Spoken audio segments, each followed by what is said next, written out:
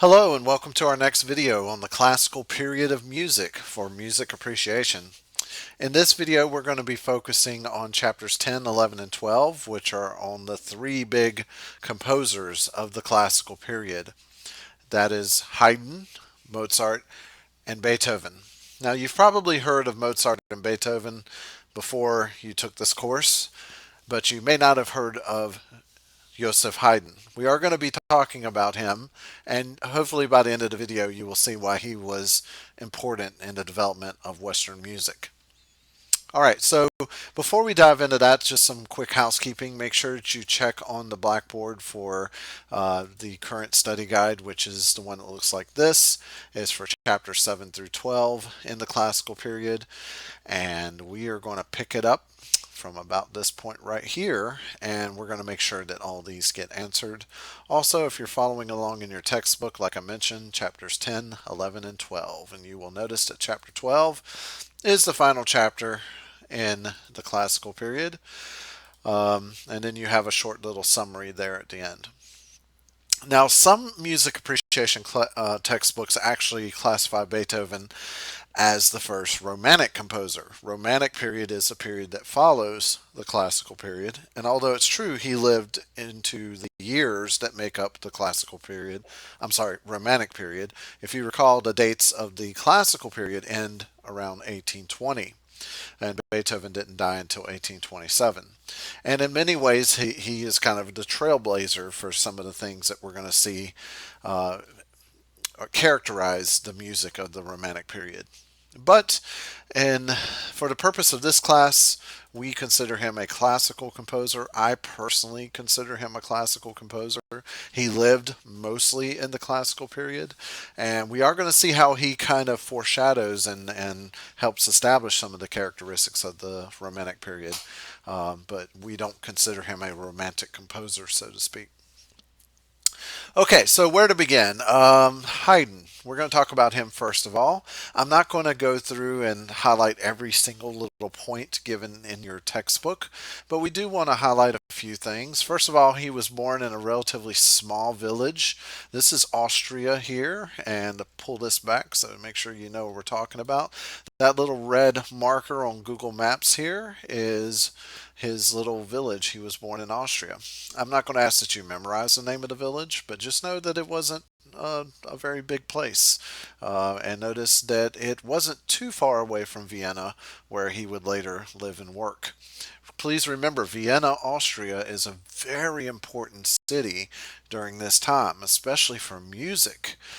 Salieri in the film Amadeus that we watched, you should have picked up on the fact that he referred to Vienna as the city of musicians. And even the emperor of Austria at that time, Joseph II, he refers to him as the musical king. So this is Austria, and you can see the little tiny village that this is where it's located at. A little bit about Haydn's childhood. Haydn was showing a lot of talent in music at a young age, so his family wanted to make sure he had good musical training. Eventually, he was noticed by one of the musicians and composers of St. Stephen's Cathedral, which is pictured here, which was in Vienna, and he was able to go and study music as a young child there. However, once Haydn got old enough to start going through puberty, his voice changed and he could no longer sing in the church choir at this cathedral. And unfortunately, he was dismissed from that position. That ended his formal music training there. And he was forced to basically live on his own as a young teenager in the streets of Vienna. He played in a street band. He taught children music lessons on the side. He did everything he could, but he really was a struggling artist. He was barely finding enough work to pay his expenses, just the minimum expenses for food and shelter and stuff. There's some suggestion that he even was about ready to just hang it up. But unfortunately, his musical talent and passion for composition was noticed by an aristocrat who was a big time music lover and a patron of the arts. And he was the Prince of Esterházy, which is actually located in Hungary. Hungary is a country that borders Austria. And at the time, Haydn was picked up. The summer residence of the Esterházy prince was actually located in Vienna. A lot of the aristocrats in the Holy Roman Empire, which is made up of mainly Central Europe, as well as places like Hungary and stuff like that. A lot of the aristocracy in Central Europe at this time, it was very fashionable to have a summer residence in Vienna. So whether or not you actually needed to move because of the weather or not, that was just a fashionable place to be in the summertime. So Haydn was writing a lot of music on demand for his main employer, who was the prince at that time of the Esterházy estate. As a matter of fact, there is a palace that you can see here that was the summer home that I mentioned of the Esterházys. You can go to Vienna and see this summer home. And inside of this palace is a very nice multi-purpose room, so to speak, that has a stage at the front. And some of Haydn's symphonies and stuff like that were performed there for the aristocracy. As a matter of fact, if you visit this place nowadays, they actually call it the Haydn Room that you can go into, and they will talk about how much music Haydn wrote for this place. So, between the Hungary residence and the Vienna residence, Haydn spent a lot of time writing music on demand, and that's a very important thing that you need to know. Is that Haydn, in his employment in his employment underneath the Esterházys, he pretty much would just show up every day. He had to wear a uniform. He had to report for regular hours. If he wanted to go on vacation or something, he had to ask permission ahead of time. Again, working for the aristocracy in the early classical period was very similar to what we talked about way back in the Baroque period. The aristocrats had absolute control over their subjects. They ruled everything. They were overseers of everything. They were almost the sole patron of the arts, with the exception of the church being a big supporter of the arts too. But the point is that Haydn had to report for duty every single day, and one of the questions basically that he would ask his employer is, "What kind of music do you need from me today?" And he would then go back to his study and he would start writing music. If the prince wanted to put on a fresh new opera in a month or something like that, he would go ahead and tell Haydn, "Hey, I need an opera in a month. I'm throwing a little party, and I want to, after the party, us have some entertainment." Keep in mind, they didn't have movies at this time. They didn't have the internet. They didn't have any kind of live entertainment that was pre-recorded. Everything had to be live. And so the typical week, Haydn might have to organize an opera or a symphony or something like that.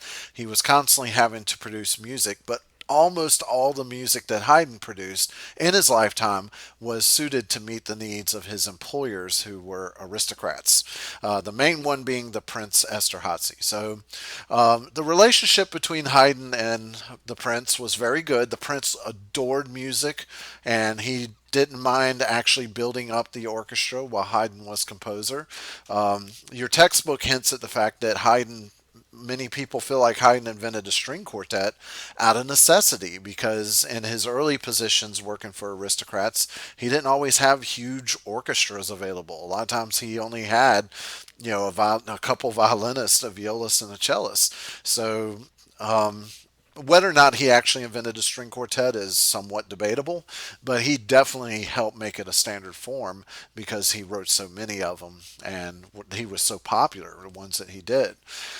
However, though, working for the Prince and Esterházy, the orchestra grew, and as a matter of fact, Haydn wrote so many symphonies, and they were so famous throughout Europe that he helped to not only standardize the orchestra, because orchestras in other places wanted to play these, so they had to make sure their orchestra was, they had the same instruments as the Esterházy court did, and people started looking towards Haydn's orchestra under the Esterházys as kind of like the model of the symphony orchestra. Um, when Haydn wrote all these symphonies, was able he eventually was being called the father of the symphony. Don't think that that means he invented the symphony, because he didn't. We know for a fact Haydn did not invent the symphony. Um, we know that it was a collaborative effort by many composers, and by the time Haydn was composing symphonies, it was already in accepted form. But he wrote uh, over 100 symphonies. And compare that to Mozart, who, granted, Mozart died when he was 35 and didn't live to be 77 like Haydn did, but Mozart only wrote a little over 40. And Beethoven, he only wrote 9 symphonies, and he lived to be 56. So when you look at Haydn, he kind of set the standard for what a symphony is. Um, he wrote so many of them that people started looking towards them as models, and they were so popular. We're going to see that Haydn was an extremely popular composer in his own day and age. Here, your textbook even talks about how he rose to celebrity status, especially in London, and because in Britain at that time they were great supporters of music. But if you notice, we don't have any British composers that are famous in this period. So Britain was not producing a lot of great composers. A lot of times Britain would have to look towards Germany and Austria and places like this and Italy, of course, to supply them, really well trained composers. So we're going to see later in his life, Haydn took 2 big trips to London, and there he wrote 12 symphonies, often called the London Symphonies. Your example in your textbook is one of those London symphonies, the Surprise Symphony. Um, and he was treated, those symphonies were met with great praise, and Haydn was treated pretty much like a superstar there. Haydn also had a really laid back personality. That's part of the reason that when young Beethoven comes to Vienna to study with Haydn, the two of them didn't get along too well. Uh, Beethoven was much more serious minded and kind of no nonsense kind of guy. Haydn, on the other hand, was very much a practical joker. He liked to laugh, he liked to take life easy. He didn't believe in stressing out or taking things too seriously. And I think his music reflects that. It's you'll probably, for the purpose of this class, only listen to a couple of pieces, but I encourage you to check out a lot of his music, especially when you're feeling really stressed out. Sometimes when I'm feeling extremely stressed out and I feel like life is just beating me down, I'd put on some Haydn, and it seems to always be able to lift my spirits. That's not to say he didn't write serious or darker sounding music, because he wasn't always feeling chipper. And keep in mind, he didn't really have a lot of choice sometimes when it came to the pieces of music. It really didn't matter if he was happy or sad. He had to write music to the demands of his employer. So Haydn didn't really necessarily get to always put a whole lot of his personality into his music. He was a early classical composer, and they didn't, always have opportunities to express themselves. About the closest that Haydn ever got to that is that he wrote what was later called the Farewell Symphony. And he was trying to hint to his employer that maybe they should get back home. They were on an away trip, and he wrote this symphony for them to listen to, the aristocracy. And he was trying to hint to them, hey, we need to pack up our bags and get back home. All the musicians here are missing their families. They're mad because we've been on this away trip longer than you said you would. But of course he's not going to be rude or nothing. So what he did is, in the final movement, as it winds down, each instrument one by one snuffed out the candle at the music stand and picked up their instrument and left. And so one by one, the orchestra eventually left, till eventually it was down just to one instrument. And then he snuffed out his candle and left. And it must have gotten through to the employer, because the next day the prince said, all right, everybody pack up, we're going back home. And so that was about the boldest that Haydn could be as far as putting his own personal feelings and stuff in his music. Now, the example that you have is a later symphony of Haydn's. That was actually way back in, I believe it was chapter 4, was the theme and variation. You had his Surprise Symphony, and that was written as one of his London symphonies. So he was able to put those surprises in there because he was, by that time, well up in his years, and he was not really working per se for a specific aristocrat at that time. So he had a little more freedom to put whatever he wanted to in his music. But for the most part, the vast majority of his pieces were written to order to meet the specific needs of his employer. And Haydn didn't really have a problem with that. He wasn't looking to be extremely personal or expressive with his music. So that's some of the things about Haydn's personal life. Now, as far as his music, like we said, he helped make the string quartet a very popular choice among composers, and string quartets are still around to this day, and composers still write for them. A lot of his symphonies have nicknames like Surprise, Military Clock, Drum Roll, and stuff like this, because he wrote so many symphonies, keeping up with just what key they're in. Like you can't say all Haydn symphony in G major because he wrote so many symphonies. He wrote many symphonies in different keys and stuff. So to help separate them, a lot of times we give them these names. Haydn himself did not name them this. These were added later by people, but it helps us to distinguish them from each other. As you can see here, he hated arbitrary rules. He hated strict rules. Here he is quoted saying, "Art is free. The educated ear is the sole authority. And I think I have as much right to lay down the law as anyone."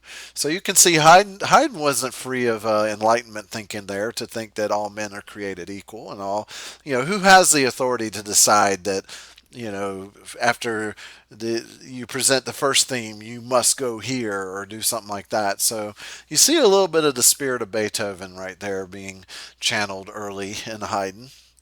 But Haydn was not a rebel. He was not a revolutionary. When you think of him, don't think that even though he said that, he was quite a play by the rules, color by the numbers kind of guy overall.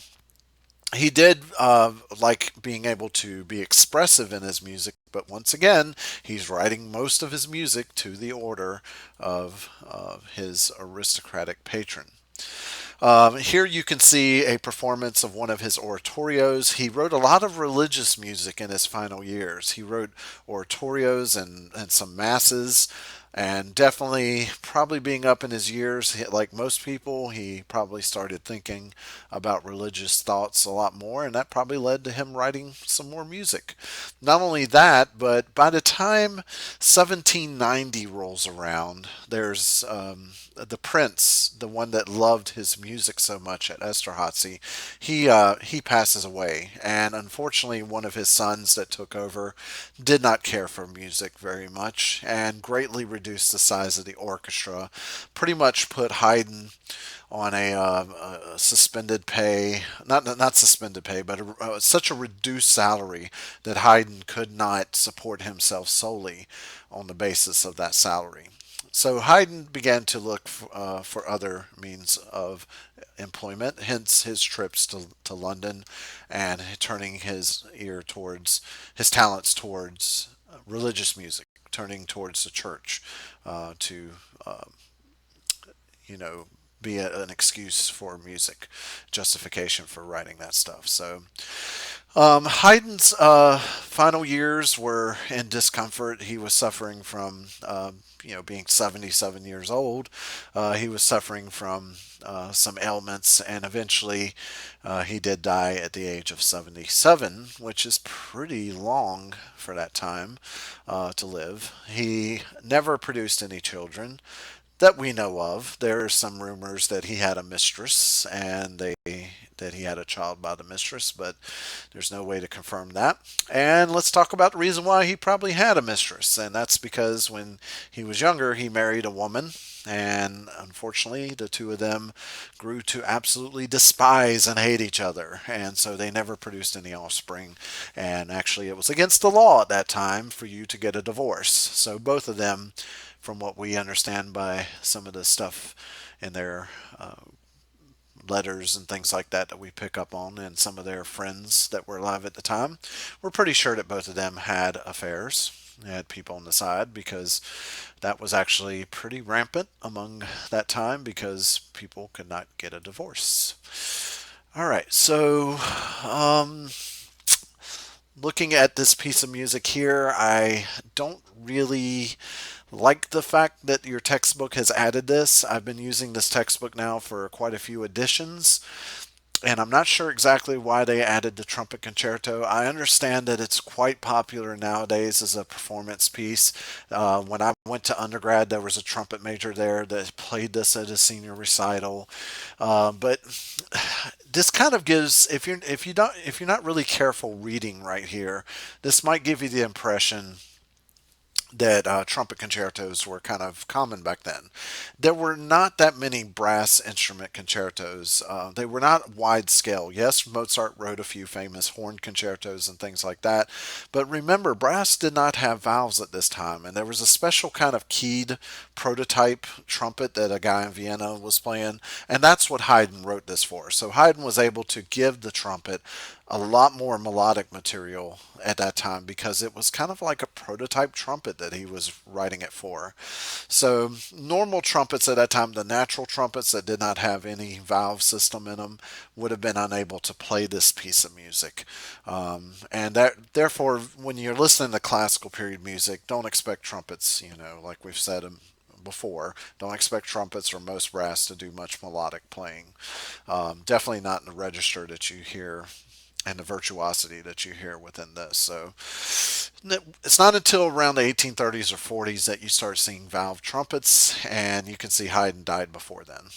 Okay, speaking of life and death, I've made this chart here to show you the various years in which these three main composers lived and worked.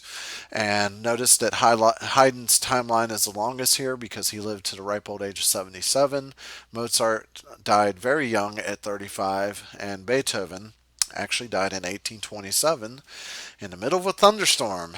Imagine that. There was a thunderstorm going on. We know we have some of his friends' accounts that visited him on his deathbed. But he died at the age of 56. So Haydn outlived all of them, but he did die before Beethoven died. Haydn actually outlived his friend Mozart, despite the fact that he was born before him. As a matter of fact, there is a clip here I've pulled up from a wonderful documentary by the BBC called The Genius of Mozart. Now, it's in three parts, and each part is roughly an hour long, so it's probably beyond the scope of what most of you would want to do. But if any of you really want to check out a really in-depth documentary, I've seen the whole thing. It's fantastic. You can find it on YouTube, and it's called The Genius of Mozart.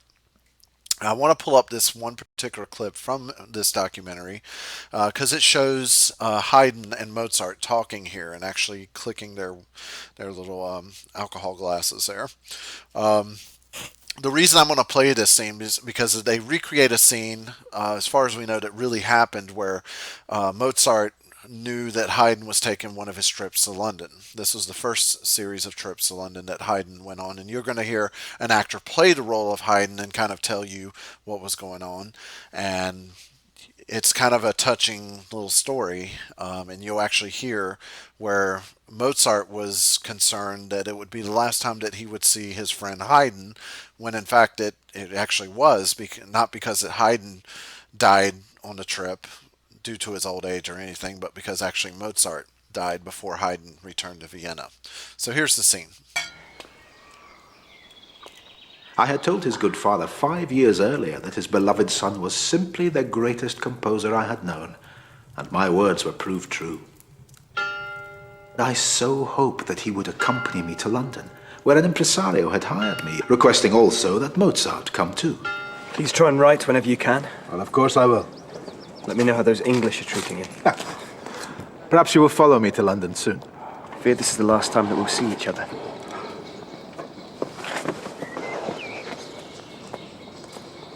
Farewell. I told him enough of these dark thoughts, but he never reached London. And I never did see him again. And that's because Mozart got even more ill and sick and ended up dying before Haydn returned to Vienna. Again, check that documentary out if you're interested in seeing it. It is rather long, but BBC, which is the British Broadcasting Corporation, over there in Britain, they make some fantastic documentaries. It's a shame here in America that we don't really care for them that much. Okay, so I can't spend too much more time on Haydn. As a matter of fact, I really don't want to spend any more time because we're approaching about 25 minutes, and that's already more than I wanted to spend on him. So let's go on to talk about Mozart since we just saw Mozart in that video. Mozart, what can you say about him? There's a lot we could say about Mozart, but for the sake of time, we're going to focus on just a few important things. After all, this is just a general survey class. If you are a music major watching this, then I'm sure that you will want to know more. But there's plenty of great information out there. I'm going to mainly be focusing on some of the most important things that you need to know about him. First of all, Mozart was a child prodigy. Much like you saw in the film Amadeus, he was a young child being carted all throughout Europe, playing for royalty as a child prodigy by his father, who was also a court musician. Unlike Haydn, Haydn's father taught himself to play the harp, but he was not a court composer. Mozart is the son of a very famous also composer and violin teacher named Leopold Mozart. And as you saw in the film Amadeus, Leopold and Mozart originally worked for the Prince Archbishop in Salzburg. Now, Salzburg is it's not a terribly small town, but it is definitely smaller than Vienna. As you can see, it's on the western part of Vienna there, and you can see it's a good travel away from Vienna, where Mozart would eventually spend the last 10 years of his life. However, until he was 26, Mozart lived and worked mainly around Salzburg, although he did travel all over Europe. He was able to play for the King of Britain up in England. He was able to travel to Rome and visit the Sistine Chapel there. And listen to music in the Sistine Chapel. Matter of fact, he almost got in hot water with the Pope because he heard a piece of music that you were not supposed to write down in the Sistine Chapel. And Mozart, as you saw in Amadeus, he had the uncanny ability to be able to hear a complex piece of music one time. And actually, out of boredom, he went back to the hotel later that afternoon and out of boredom sat down and wrote the whole piece out. His father comes up and says, Mozart, what are you doing? And he looks at the piece of music and he's like, oh, wow, you wrote all this down. Well, they go back and they show the people at the Sistine Chapel, and of course they're like, "Oh goodness, no! You don't do this. You could be excommunicated for doing this," which is basically like getting kicked out of the Catholic Church, which is bad because then you're destined to go to hell and stuff. So, anyway, the Pope finds out about this, and the Pope doesn't excommunicate Mozart. In fact, he gives, I think Mozart was 14 or 15 at the time, he gives Mozart a very special award that Mozart was very proud of. So the Pope recognized that God had blessed young Mozart with a very nice talent, and the boy should not be reprimanded, he should be rewarded. Okay, so Mozart travels all over. He goes to Paris. It was actually on one of these trips in Paris that Mozart's mother died, which was unfortunate. They probably bled her to death because that was something they did back then. If you were running a fever or something, they didn't know about germs. They didn't have antibiotics and things like that. So a lot of times they would just cut you open and bleed you. And from what we understand with some of the letters that Mozart wrote to his father at the time, it seems like they let out a lot of blood, and that's not, nowadays we don't do that. We're not going to bleed someone who's already sick and weak. But Mozart was a well traveled person, but eventually, by the time he started becoming a young man, he could no longer play the child prodigy shtick. He couldn't, say, there was no longer any novelty there. It's not novel for a grown young man to write music or do, some of the other parlor tricks that he knew. So he was not able to do that. And he eventually had to basically settle on being just a musician, playing violin and organ for the Archbishop of Salzburg, who at the time, that's not the one that you saw in Amadeus. At the time, the one he was working for and his father, they weren't so bad. He wasn't so bad, but he died, and his replacement there in Salzburg, he was not very kind to Mozart, and Mozart did not get along with him. And that scene you saw in Amadeus, where they were in Vienna at the summer residence of the Archbishop, Mozart did kind of mouth off to him and said some disrespectful things. And when instead of like in Amadeus, where you saw they slammed the doors on Mozart, a friend of the Archbishop, who was also an aristocrat, literally picked Mozart up and kicked him by the seat of his pants. Literally kicked him out of the palace. And so Mozart had just about had it with his employer. And even though his father did not advise it, he decided to stay in Vienna. And he was dismissed of his position, and the Emperor of Austria that you saw in the film did commission an opera that you see here, The Abduction from the Seraglio, the one that you saw in Amadeus, and that really kind of helped kickstart Mozart's very successful career of writing music in Vienna. However, this success was not to last. There are various reasons why Mozart was essentially abandoned by the public in Vienna. First of all, Mozart had grown up writing and playing music mainly for the aristocracy. The times were changing. You probably picked up on the fact in Amadeus when the emperor said, he was concerned about the marriage of Figaro, and the reason he said was that his sister Antoinette in France is beginning to fear her own people. The French Revolution was on the verge of happening towards the end of Mozart's life, and Marie Antoinette, who was the Emperor of Austria's sister, should have been scared of her own people, because eventually King Louis XVI, her husband, and Marie Antoinette were beheaded as a part of the French Revolution. So there was the whole revolutionary thing going on. Plus, the Emperor of Austria was making a lot of reforms. He dealing with the Enlightenment thinking at the time.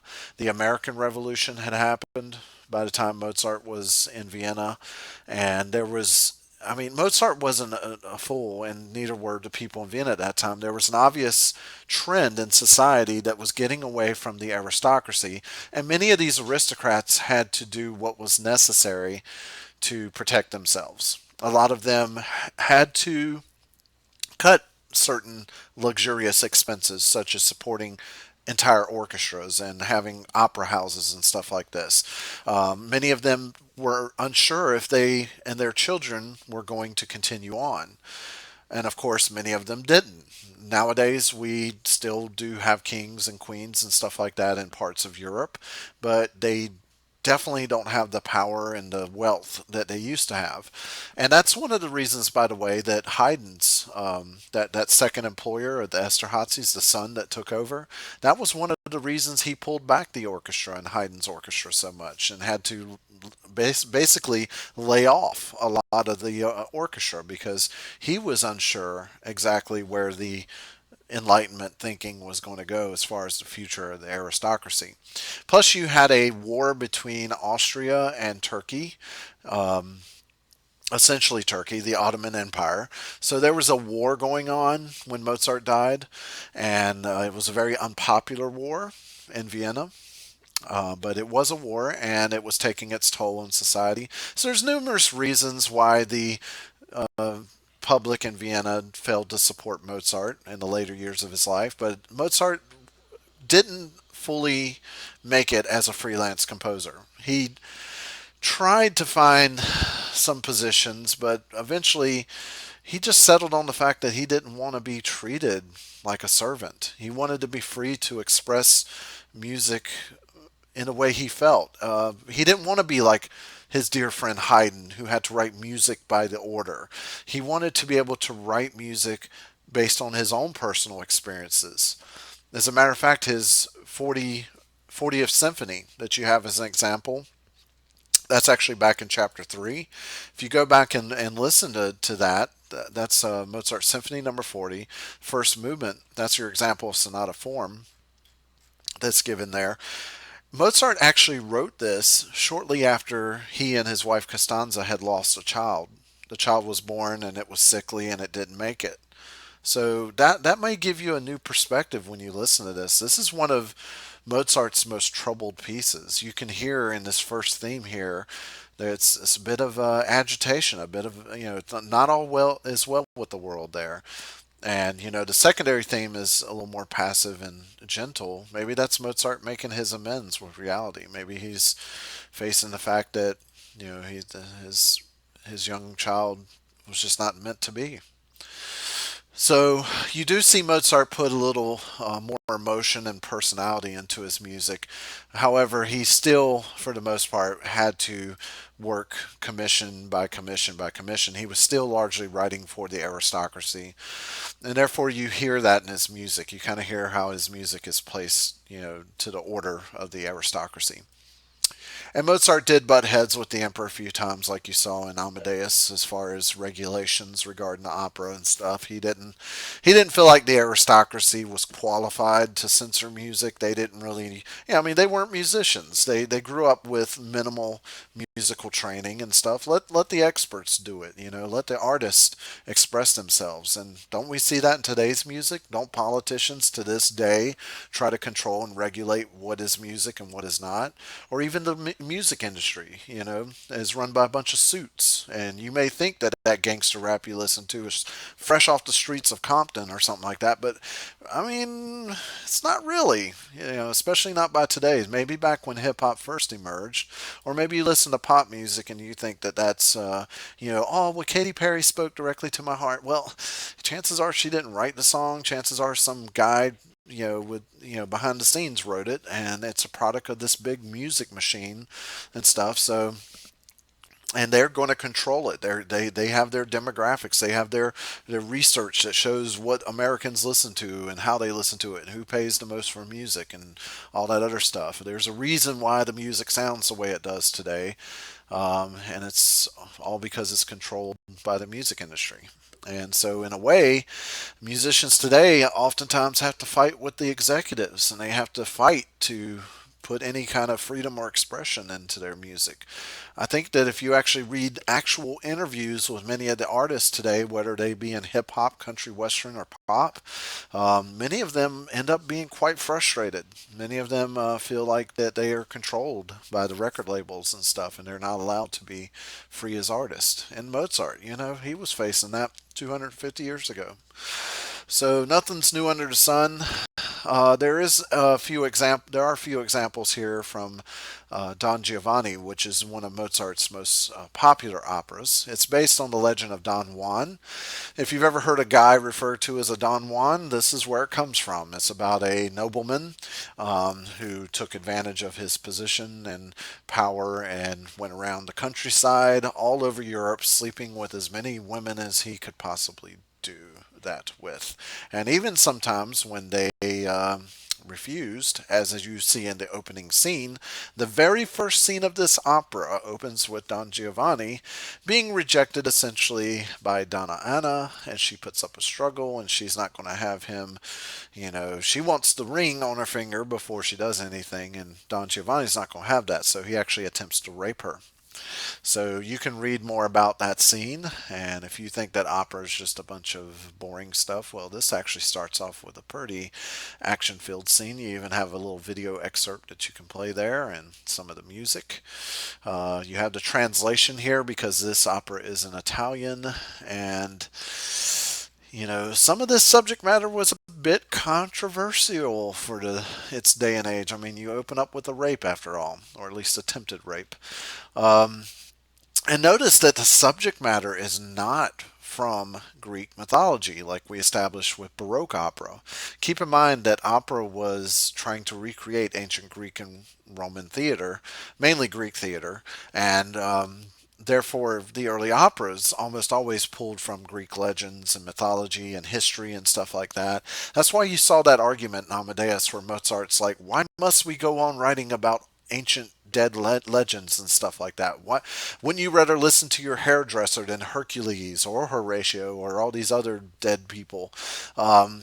And that's true. Mozart very much was attracted to the libretti that kind of seemed a little more contemporary. Kind of seemed like they were more interesting. They had real drama in them. I mean, you open up with a rape after all. So and then the rape is followed by a fight scene as the commandant comes on, who's the father of the girl, and he's like, "Oh, you're not. No, you're not going to rape my daughter. Who do you think you are? You're going to pay for this." So the commandant pulls out a sword and. Of course, Don Giovanni ends up doing something. I'm not going to spoil it for you, but you'll see how he gets out of that situation.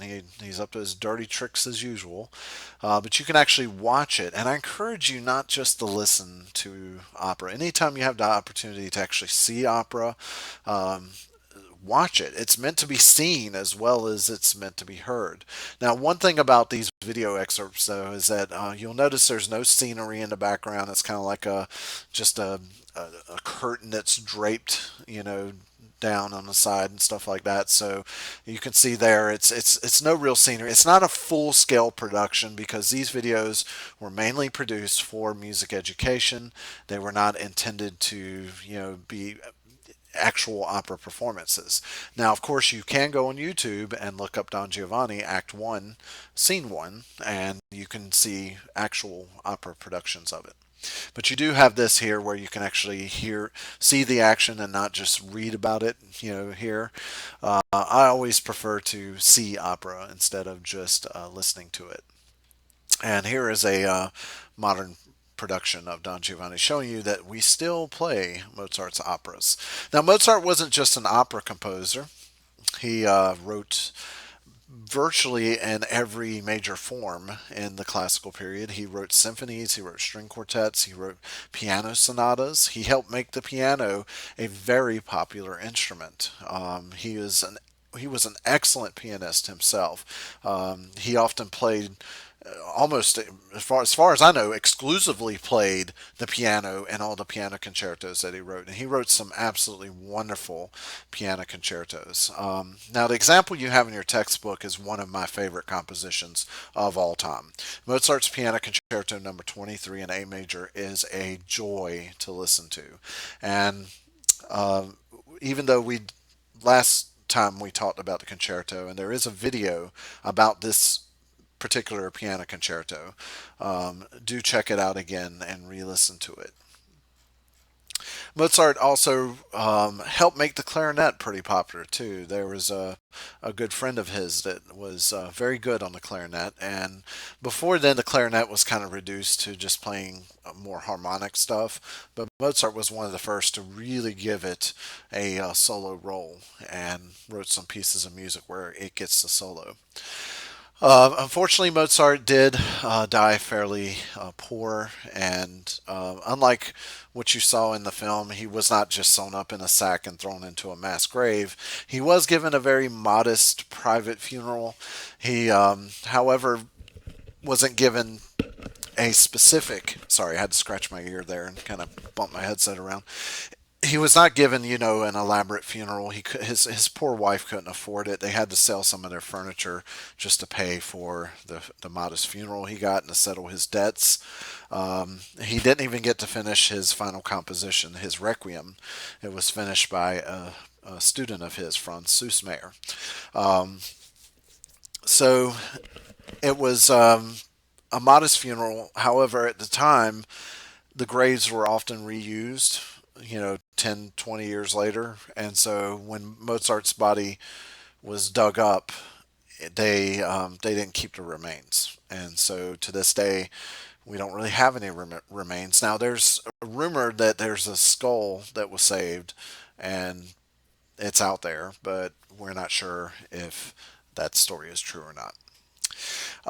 Speaking of skulls, there's a funny story about Haydn I'll share with you very quickly. Haydn, when he was buried, his body ended up being relocated, and at the time, somebody took his skull. So when he was buried the second time, they put in a stand-in skull, and it wasn't until I think the 1950s that they finally tracked down the original skull, and they were able to reunite it with his body. So where when they reunited it there, he had two skulls temporarily. So, but that is a funny little story about Haydn's skull. All right, so we could spend hours and hours and hours talking about Mozart. He's by far one of my favorite composers that we study in this class. His music is absolutely amazing. Check it out. It kind of has this neat balance between sounding elegant and sophisticated, but at the same time, he's not as afraid to let his hair down a little bit more than Haydn was. So he's not afraid to show burst of emotions and stuff. But there's always that kind of some kind of restraint. Like he doesn't quite get as powerful as Beethoven sounds. He doesn't quite get as loud as Beethoven. He still has that, that restraint that he was brought up with performing for the aristocracy. With the aristocracy, you didn't get too loud, you didn't get too emotional. And we're going to see when we talk about Beethoven here. Beethoven was actually controversial in his day. Men feared their women, whether it be their mothers, wives, or daughters, going to performances of Beethoven's music because they said it was so emotionally charged that it made women experience emotions too strong and it encouraged bad behavior in them. So, of course, nowadays we can scoff at that and kind of laugh because Beethoven is probably more associated with, old ladies sipping peppermint tea nowadays than anything else. I take offense at that. I think Beethoven's very fun music, and I think that it shouldn't be reserved to a bunch of old ladies sipping peppermint tea. But I think you'll find that if you give Beethoven's music a chance, it's full of life, it's full of passion. His music is very passionate. It is very expressive, especially his later works. And what makes Beethoven probably more important on a personal level than any of the other two we talked about is Beethoven, more than Mozart and Haydn, was free to put his own personality and his own experiences and his own emotions into his music. Beethoven never really worked for an aristocrat in a full time position. By the time he was established in Vienna, he was so popular and so favored by the aristocracy. And times had changed. The Austrian Turkish War was over at this time. Some of the Enlightenment reforms didn't turn out to be quite as scary as some as the aristocrats had hoped for, so they were back to supporting music. However, they were aware that the French Revolution had happened and some other things. That's not to say that there wasn't political strife in Beethoven's life, because there was, because Beethoven wrote a symphony originally dedicated to Napoleon Bonaparte and then furiously scratched out the title of it when he found out that Napoleon had turned his back on democracy and crowned himself emperor. So Beethoven was a bit politically involved himself, and of course there was a lot of political unrest. The future of the aristocracy was still up in the air, but Beethoven's music, you couldn't ignore it. I mean, he attracted the crowds of the middle class as well as the aristocracy. You'll read in your textbook that three noblemen from Vienna got together and just gave Beethoven a monthly salary, a significant monthly salary. And their only stipulation with that was, hey, you don't have to wear a uniform. We don't get to say what music you write. We're not going to treat you like Haydn. The only stipulation is you got to stay here in Vienna and you got to perform your music here in Vienna. You got to keep our musical desires fulfilled. That's all you've got to do. So that is the power of Beethoven. Beethoven was free to put whatever he felt into his compositions. This also explains why he wasn't as prolific as Haydn and Mozart. Haydn and Mozart couldn't go to their employers and say, could I have another year to work on this symphony? Because they would be like, no, you were charged with a duty. You have to provide us music, and you need to have it done by this date or that date. Beethoven didn't always have deadlines to meet. Mozart, even when he was working, like you saw in Amadeus, even when he was working for the Vaudeville Opera House and writing for his friend and actor Schicknader, he still had deadlines he had to meet. He still was, working for someone that was in control of it, of the music more than he was. Beethoven pretty much was so well taken care of and was so popular that he was able to basically be the first modern musician. Musicians today are all in the line of Beethoven. They all have him to thank for being the one that stood up and said, you know what? I'll write music, A, because I feel like it, and B, because I get to say what I want to say. And the freedom that artists enjoy today is a product of the political changes, yes, but it also is a result of what Beethoven did. So if you've been kind of scratching your head up to this point and asking, well, why do we got to talk about these old dead white guys? Well, because they helped influence our culture that's still around today. And yes, all this stuff's happening in Europe, but here in North America, we're still grounded in European culture. I mean, we speak English, a European language. I mean, you look all around us, we still have the instruments that and the music notation system and all the other things. We got all that from Europe. Our culture is largely European. We're coming up on Thanksgiving, which is a truly American holiday. They don't celebrate that in England. But what follows Thanksgiving? Christmas. We get that from Europe. Go to China. Well, modern day Chinese might know of Christmas, but yeah, traditionally, Chinese, they don't have Christmas. Why? Because they didn't grow up with the Christian tradition of Christmas. So a lot of our culture is based in European culture. So that's why we're talking about this stuff. Plus, this stuff was written down. We know what the music sounded like in Beethoven's time in Western Europe. However, we're not so sure what music sounded like in Japan at this time because they didn't have the notation system that we have around today. All right, so moving forward, Beethoven was a master of instrumental music in the classical period. He wasn't successful at opera. Unlike Haydn and Mozart, he only wrote one opera. Haydn wasn't a huge opera composer, but he did write over 10 of them that were widely popular. Um, Mozart definitely was the big opera composer of the three, but Beethoven only wrote one, and it was a bit disastrous. As a matter of fact, the only thing that really remains from that opera is the overture that he wrote for it, and even then, he revised it quite a few times before he was happy with it. So Beethoven grew up in a small town, a relatively small town in Germany named Bonn, and you can see Bonn is near Cologne, Germany, and you can see it's quite a ways away from Vienna. He was born the furthest from Vienna, and unlike Mozart and Haydn, who were Austrian, he is actually German. So he is in the realm with Bach as being a German. Now, at the time, Germany and Austria were basically a part of the same empire, so they wouldn't have seen themselves too differently, and they both speak German. The main language spoken in Austria is German, and so Haydn and Mozart would have been able to communicate just fine. As a matter of fact, young Beethoven visits Vienna, plays some of his music, and Mozart actually said to Beethoven's father, "Keep your eyes on him. Someday he'll give the world something to talk about."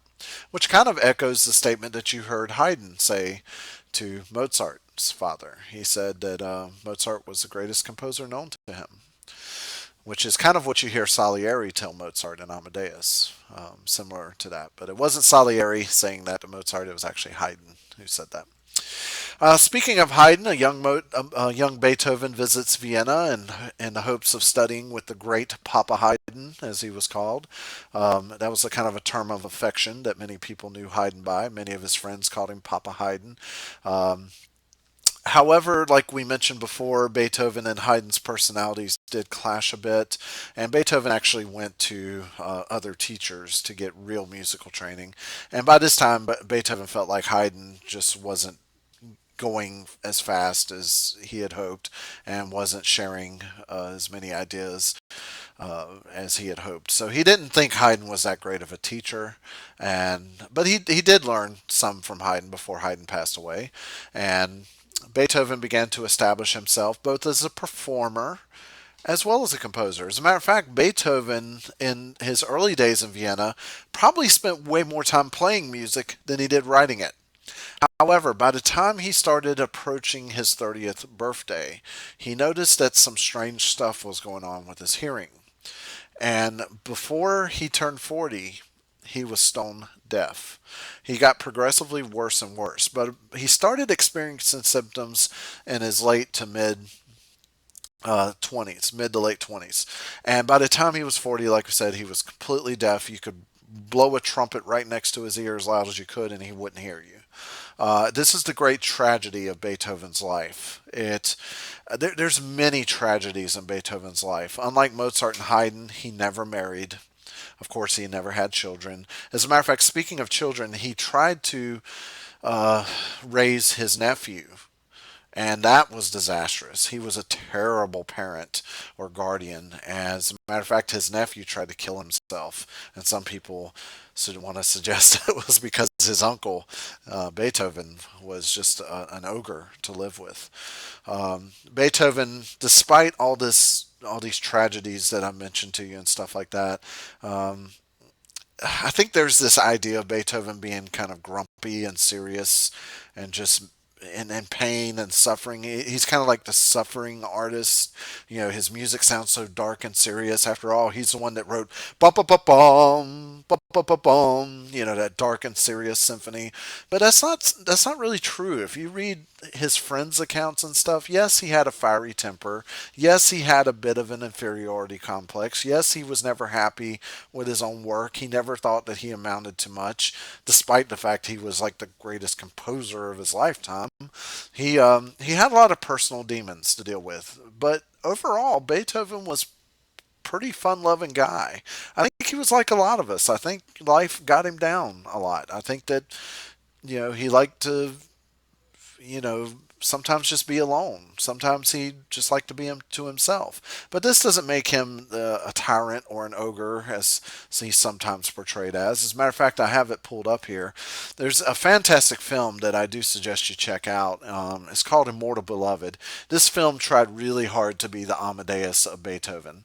It's probably the best, as far as entertainment, best film about Beethoven. And after all, it does star Gary Oldman, who is fantastic in this, in the role of Beethoven. I like many of the scenes in this, but I feel like they play Beethoven as way too much the tortured artist.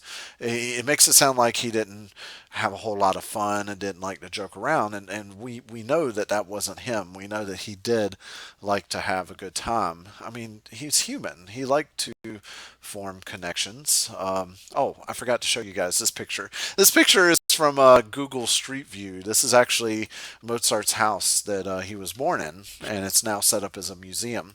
This up here in German, it means the birthhouse of Mozart, and you can actually go there, and they've got a museum. You can see some of the actual furniture Mozart grew up with. I believe they've got the first violin he ever played, and some cool stuff like that. So if you ever visit Austria, check that out, and you can actually take a little street tour here.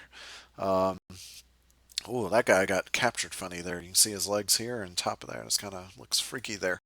But you can actually see the street on which his birthplace exists. As a matter of fact, you can also look up on Google Maps his apartment that he lived in mainly in Vienna with his wife Costanza.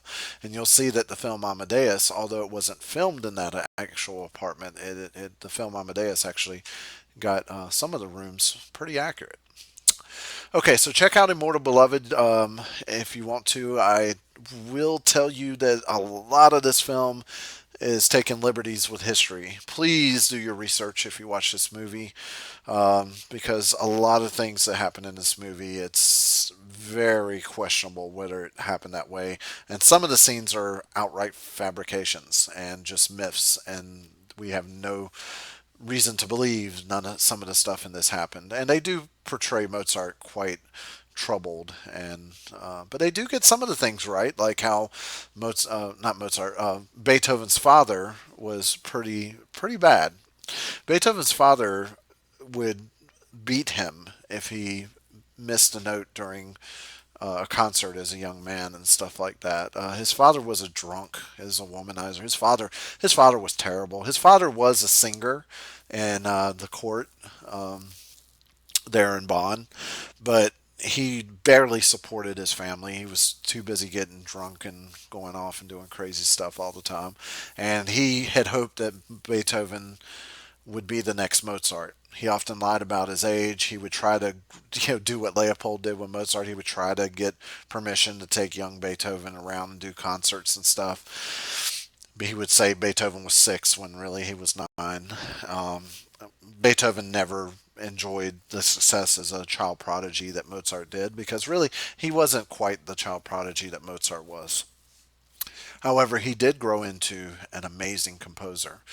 And it is baffling to me that he wrote some of his greatest, most well known pieces of music while he was completely deaf. Beethoven, by that time in his life, could hear the music in his head well enough that he was able to record it. And there's a heartbreaking story that you actually do see played out in Immortal Beloved. It's my favorite scene in Immortal Beloved. You see Beethoven get to go to the concert of his Ninth Symphony, his final symphony. By this time, he is stone deaf. And he is standing up next to the guy that's actually conducting it. And when the guy is done conducting it, Beethoven's playing the music in his head. And from what we know in actual history, Beethoven thought he was conducting the piece. But of course, they didn't let him conduct it. There was a guy standing behind him doing the actual conducting because he couldn't hear. And Beethoven must have conducted the final piece a tad bit slower because he was still standing there with his eyes closed conducting, hearing the music in his head. And they had to tap him on the shoulder and turn him around so he could see the applause because he didn't know the piece was over. He couldn't hear them clapping. So absolutely heartbreaking story there at the end. And Beethoven eventually did suffer a lot of illness. Also, he was a sickly child, and his health just deteriorated quite a bit as an adult, and eventually he did die at the age of 54 in the year 1827. I'm sorry, 56. I think I might have said 54. Can you tell I'm a little bit tired? I've been lecturing over an hour. It's time to wrap things up. Basically, listen to the examples that you have. You have one of his piano sonatas here. You also have his, of course, very famous Fifth Symphony that starts off with that famous, the most famous 4 notes probably in all of history. Ba ba ba bum, and then the following 4 notes. Bum, bum, bum, bum. And so read up on those. Your textbook does a really good job explaining why these pieces of music are pretty. They kind of let you know a lot about Beethoven's style. It's hard to kind of sum up Beethoven in just a couple pieces, but again, it's just a survey class of music appreciation. So we don't have the luxury to spend a whole semester listening to many, many different pieces. But these pieces will give you a good example. One note is that you do have the entire Fifth Symphony. If you, I'm not going to require that you listen to all four movements of the Fifth Symphony, but we are going to especially want you to listen to this very famous opening movement, which is the bum bum bum bum bum bum bum that you see there. So there's quite a few other things. I'm sure that I missed some really important things about Haydn, Mozart, and Beethoven, but just for the purpose of your quiz, if you want to limit it down to just the information it's just going to be on the quiz, let's look at these questions very quickly. Nationality, we've already answered this. Haydn, Mozart, or Austrian. Beethoven's German. All right. Although Haydn was known throughout most of his life as a great composer of instrumental works like symphonies, he composed which kind of music towards the end of his life? Mainly religious music like oratorios and masses. All right. Number 7. Which famous work was Mozart composing at the time of his death? That was the Requiem Mass, as you saw in Amadeus. Uh, Speaking of which, Salieri obviously didn't commission the Requiem. We now know that it was a servant who visited Mozart with a letter from a Count Vossig who lived in Vienna. He was going to commission Mozart to write the Requiem and then try to pass it off as his own composition. He was going to pay money basically for Mozart to ghostwrite it.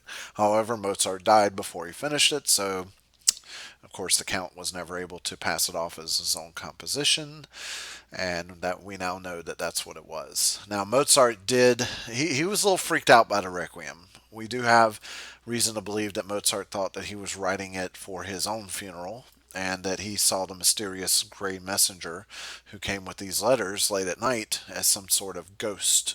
And that's why you see Costanza and Amadeus tell Mozart, "This is no ghost. This is a real man with real money." All right, describe the childhood of Mozart. Basically, we've already answered that. Again, he was carried all throughout Europe as a child prodigy playing for royalty. How old was Mozart when he died? He died just short of his 36th birthday, so he was 35 when he died in 1791. Which ailment did Beethoven suffer from starting in his 20s, and it fully affected him at 40? And that's deafness. Beethoven was a master of almost every classical form except opera. And here I have a little Far Side cartoon to give you a little chuckle. It says, "Shh, the maestro is decomposing." Get it? Instead of composing. This was actually a rejected cartoon. They wouldn't let Gary Larson publish this back when he was doing the Far Side comic.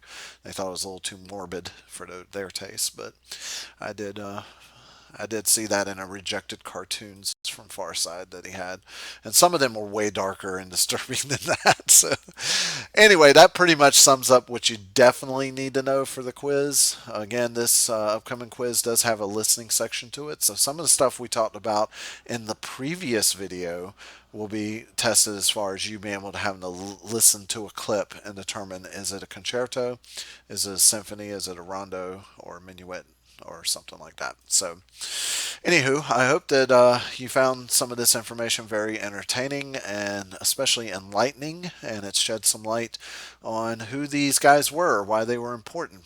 Your textbook that is the assigned reading for this week will hopefully fill in any gaps that I failed to mention, and I encourage you to check out some more of the music than just the music that's listed in your textbook. Some of these, especially Mozart and Beethoven, you will find plenty of their music online through YouTube and stuff like that, that you could check out. And that pretty much does it. I can't think of anything else I need to include. I'm sure, like I said, I have left out some stuff that people in the comments of this YouTube video may be like, well, I can't believe you didn't mention that Mozart did this and that. But again, we try to limit this to just the kind of general overview. And like I said, the textbook will fill in any gaps I failed to miss, and especially the study guide as far as what I'm going to quiz you on. So be sure to check out this study guide right here, which is for quiz 8, as well as that listening study guide here, because that will help you with the listening portion of that. And then I'm also going to put on Blackboard this chart here.